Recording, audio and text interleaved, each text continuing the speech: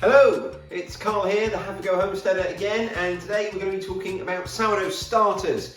We're going to show you how you can make your own. Is it all witchery? Do they have to be handed down from generation to generation? Or can you make your own in about a week?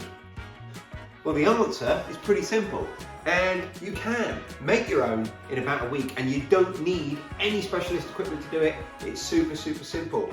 All you will need is a container for making your sourdough starter in. We'll talk a little bit about all the different aspects to it as we go. You're going to need some flour. Now I'm just using regular bread flour. You can use any whole grain flour you like. Like I say, I'm using regular bread flour. You can use rye flour or whatever tickles your fancy, but I would recommend starting with a simple plain bread flour. It's probably a little bit more reliable if you've not made one before. This is the same flour I make my bread from, so it's really simple. So bread flour and some scales. That's all you're going to need.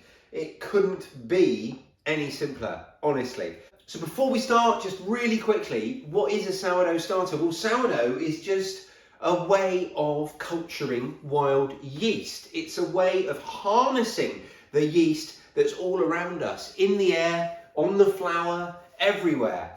And what we want to do is create a culture somewhere that it can live. Sourdough loaves are just loaves that have used wild yeast instead of shop-bought, shop-cultured yeast.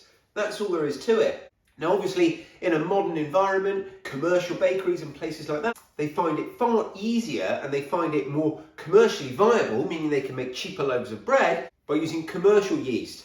But us at home, we might choose to use wild yeast for lots of different reasons. So again, we can talk a little bit more about that as we go. But for now, let's get started.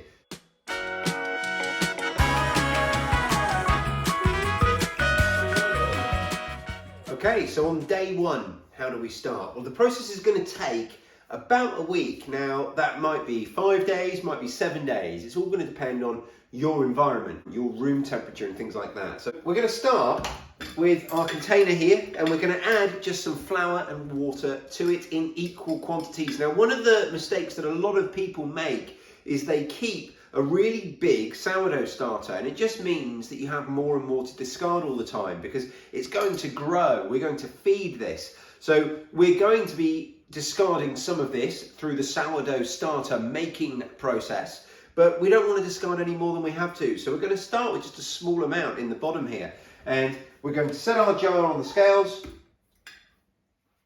and set it to 0. And then all we're going to do is we're going to add 100 grams of flour. There we go, 100 grams. Next thing we're going to do is we're going to 0 that out again, and then we're going to add 100 grams of water. We want that water to be room temperature. Now, this is less important today because we don't have anything going on in here yet. We don't have any yeast or bacteria doing anything exciting. But as the process goes on, it's going to be more and more beneficial if we can keep everything going in there at room temperature. So we're going to add 100 grams of water now. Now 100 millilitres of water should weigh 100 grams, but I prefer to weigh it rather than measure it in millilitres because I just think it's that little bit more accurate. I trust the scales to measure to the gram more than I trust myself to see to the milliliter. But there we go. There we've got 100 grams of flour and 100 grams of water. All we're going to do now is mix them together. Now I'm using a stainless steel fork. For me, it's as good as anything else. You'll hear a lot of horror stories and scaremongering out there about using metal, but it really isn't a problem so long as you're using stainless steel. Stainless steel is a fantastic ingredient with which to make things like cutlery because it's so non-reactive. You certainly don't want to be using copper spoons or anything like that, but when it comes to stainless steel, you're going to be fine. You could also use a wooden spoon or a plastic spoon, anything that isn't going to react with what you're doing. And the same applies for the container. So as you can see, we're using a glass container, but you could use plastic. And again, you could even use metal so long as it was stainless steel. I wouldn't be using, again, things like copper and those super reactive metals. So there we go, and as you can see, I've probably only filled 1/10 of that jar, but that there is day one starter. So what we're going to do now, we're going to pop a clean tea towel over the top, and we're just going to pop that out of the way somewhere it can just sit for about 24 hours, and then we'll come back to it tomorrow for day 2.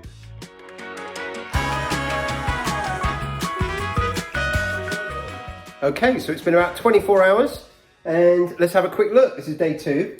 If you're lucky, which we are, you'll see that we're getting some bubbling there. And that bubbling means things are starting to happen. That bubbling is basically the byproduct of the yeast doing its thing. And as it metabolizes the sugars in the flour, it starts to excrete carbon dioxide. And that basically is what's going on there. So there we have our starter, and don't worry, that's the main thing. Don't worry if yours isn't looking like that. If yours just looks exactly as you left it, don't worry. Depending on the conditions in your kitchen, it could take anywhere up to sort of 3 days before you start seeing any bubbling. Please don't worry. So what we're going to do today is we're going to basically do exactly the same as we did yesterday. We're going to add another 100 grams of water and 100 grams of flour to that starter. And again, just like yesterday, it's going to be beneficial if you can keep the water that you're adding at room temperature. And it doesn't matter if you're a gram or 2 out either. You do want them both to be the same. So if you've put 98 grams of flour in, you want to put 98 grams of water in. If you've put 102 grams of flour in, you want to put 102 grams of water in. And then just like before, we'll give it a stir. Now this last bit's not essential, but it's just really helpful for down the road.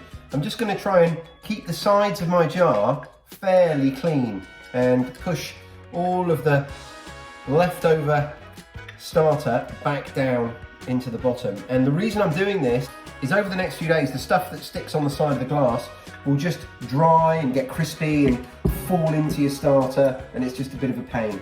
So there we go. And now we're going to do exactly the same as we did last time. We're going to cover this with a tea towel and leave it another 24 hours. That's day 2 done.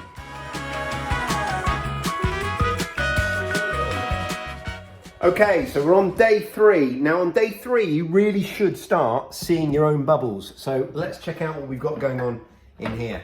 Oh, look at that. I'm going to suggest that is Bubulus Maximus. I'm very happy. If you're not seeing bubbles at this stage, it's still a little bit early to worry. So we're just going to carry on as if you were. Yeah, I mean, I'm really happy with that. I'm actually surprised by how bubbly that is. That's a really good one. So what we're going to do now, we're going to pour half of this away. Now, once you get into sourdough, you're going to find that you're pouring a lot of your discard away, but usually there are other uses for it. So I tend to pour it into a Tupperware container and then put that in the fridge, and we use that for other things. But at the moment, because it's not really a fully active starter, I'm just going to discard this and our chickens are going to eat it. Right, so I've poured half of that away now, and we're going to do the same as we did yesterday. We're going to add 100 grams of flour and 100 grams of water, and then we're going to pop it back under the tea towel cover again and come back and check on it tomorrow. And tomorrow we'll start talking about some of the troubleshooting that you might come across. But for now, let me just say, you might find some brown liquid appearing any time from now onwards. Now, when you do have that and where it's loose and floating on the top, just pour it away. There's nothing wrong with it at all. And usually that's a sign that your starter needs feeding.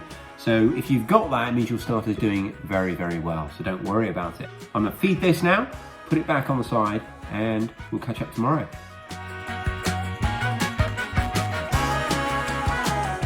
Right, so it's day 4, and I'm starting to see, can you see this thin line here? That's that brown liquid that I was talking about yesterday. And in fact, if I turn it this way, you'll probably see a little bit easier. You see there, if I wiggle it, you see that brown liquid? Now that's just a sign that our starter has eaten everything that it's got to consume in there. So we need to feed it. That's a great sign. It means that everything's going well. And you can see in there again, all those lovely bubbles that we're getting. So everything is super, super active. And I dare say I could actually use this tomorrow to make bread with. We look that far along. Now, if you're not quite as far along as this, and by far along, I'm just talking about how active it is, by how many bubbles I'm seeing. If you're not quite there, that's okay. Like I say, it can take a little bit longer depending on the conditions in your kitchen. So be patient with it, but I'm going to now pour some of this away and then add another 100 grams of flour and 100 grams of water. And you're just going to repeat that now every day for the next 2 or 3 days until your starter is there. So I'm going to top mine up now, feed it, and then we'll come back to this tomorrow and I'll talk to you really about what you do with your starter when it's finished. when you've got to the stage where it's fully active, you're cooking with it, how do you look after it? How do you maintain all that good work you've done? Because you don't need to feed it every day after that. And I will talk to you all about that tomorrow. And day 5 is going to be the last day for me. I'm not going to need to do day 6 and 7 with this. We're going to be there. So there we go, pop him back to bed. And when it comes to feeding your starter, if your starter is a little bit dry and you just compare it to how it was the day before, or over the course of time, you get used to what your starter should look like. If it gets a little bit dry, you can just add a little bit more water when you feed it. And conversely, if it's looking a little bit wet, you can just add a little bit extra flour when you feed it. It's such a forgiving thing. You really don't need to be worried about getting everything precise. And again, when it comes to timings, now I've been doing mine roughly every 24 hours, but it doesn't matter if you're a little bit less than that or a little bit more than that. It's a really, really forgiving medium to work with. It really is. Right, see you on day 5.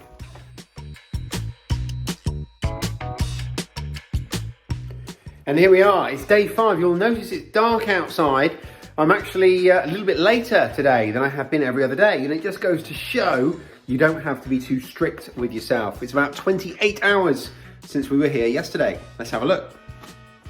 Okay, so it's day 5, and again, we've got lots and lots of action going on, and you'll notice really prominent now is that liquid along the top. Now, that is actually fairly unusual, at least in my experience. I don't get that very often, but all I'm gonna do, I'm gonna pull that off the top. And then we're just going to do the same as every other day. We'll pour half of that away, and then we'll add our flour and our water. Again, just 100 grams of each. And because of how well this is done, this is going to be the last day that I'm going to consider this as me making my starter. As of tomorrow, I have a sourdough starter. This one.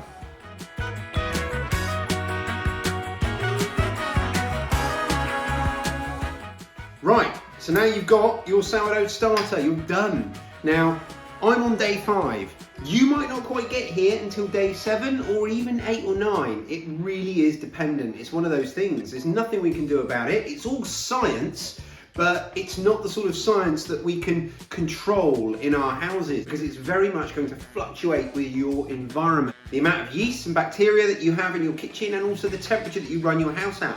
But once you get here, how do we care for our starter? Well, there's 2 ways. Basically, it's really important that we feed it. Now, if we keep this out at room temperature, we need to feed it roughly every 24 hours. So every 24 hours, you would discard about half of this, and then you would add an equal amount of flour or water, just like we've been doing. Now, that might be 100 grams of each, it might be 50 grams of each, it might be 200 grams of each. It doesn't matter, as long as it's an equal amount of each, and that it's roughly the same amount as what you already have in there. So I could throw quite a lot of this away and leave a quarter rather than a half, and then add 50 grams of each. I hope that makes sense. The important thing is you need to feed it. Now, like I say, in an ideal world, you'd feed it every 24 hours. And if you did that, this is going to be pretty much ready to rock and roll anytime you like. So if you're making sourdough 2 times a week or more, that's what I recommend you do. Now, I don't want to feed mine every single day, because quite apart from the amount of work involved, it's quite a lot of wastage. I only make sourdough once a week at the weekends, so there's another way you can do it, and that is you can keep this in the fridge. Now, in the fridge, conveniently, 7 days or a week is roughly the same as 24 hours out of the fridge, so you only need to feed it once a week. So if you were having a little holiday from making sourdough, for example, you could leave this in the fridge, feed it every week, just like we have been doing, and come back to it whenever you're ready. Now, if you are going to keep it in the fridge, what you want to do is take it out the night before you make your sourdough, feed it, and the following day, you're ready to go. It'll have livened up, woken up, and it'll be ready to make your bread. Then feed it again, put it back to sleep for another week. That's what I do. Now, I've spoken about out of the fridge every single day, in the fridge every week, but it's a really forgiving thing. If you forget to feed it, don't panic. Just feed it when you remember. If you go an extra 24 hours, it's gonna be fine, it really is. It might take a couple of cycles for it to pick back up and get up to full strength again and bubbling away, but it'll get there. So So there you go. I think that's everything you need to know to make your own sourdough starter and then care for it. If you've enjoyed this video, if you've found some value in it, please do make sure that you press that like button. Also, leave me a comment down below. Let me know what your regime is for making sourdough starters and looking after your own. And I really recommend everyone to check the comments because there's always some really good tips in there. Something that perhaps I hadn't thought about or that I might have missed when I've been filming these videos.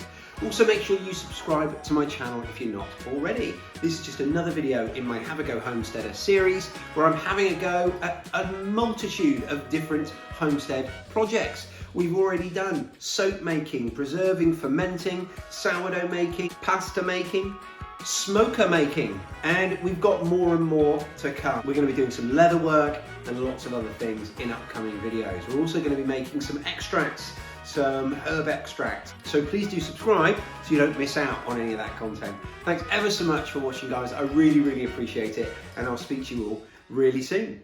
Cheers.